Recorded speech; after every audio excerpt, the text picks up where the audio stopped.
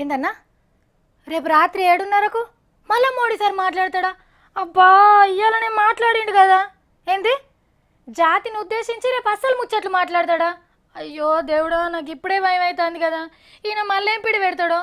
ఈ తాపకు బంగారమా భూమి జాగల దేని మీద పడతాడో?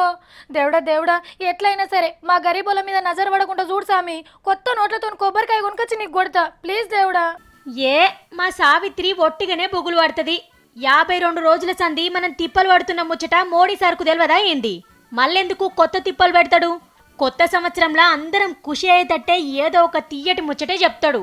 అప్పట్లో సారే చెప్పిండు కదా, 50 రోజులు ఓపిక పట్టుండ్రి, ఇక మీ జాతకాలే మార్చేస్తా అని. బ్యాంకులకెళ్ళి ఎక్కువ తీసుకునే ఛాన్సే ఇస్తాడో, ఏటీఎంల నోట్లు అలుగులు వారతట్టే చేస్తాడో, మన అకౌంట్లల్లా మనిషికో లచ్చే వేస్తాడో, ఏదో ఒక మంచి ముచ్చటైతే చెప్తుండొచ్చు. అట్లనే నల్లపైకం ఎట్లా నాశనం చేసింది, కొత్త నోట్లు దాచినోళ్లను ఎట్లా పట్టుకున్నది, ఇంకెవరన్నా దాచుకుంటే ఎంత గొట్టు రూల్స్ తెస్తుంది, కొత్త 1000 నోటు ఎన్నడొస్తుంది, ఇక 2000 నోటు ఉంటదా తీసేస్తారా? ప్రధానమంత్రి సార్ను పార్లమెంట్లా ప్రతిపక్షాలు మాట్లాడనీయలేదు కదా.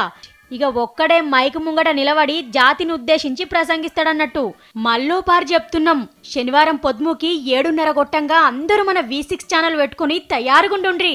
మోడీ సార్ వరాల ముఠ గుమ్మరియంగానే కేకులు కటింగ్ చేసి ఇక కొత్త సంవత్సరం సంబరాలు సురువు చేసుకోవచ్చు.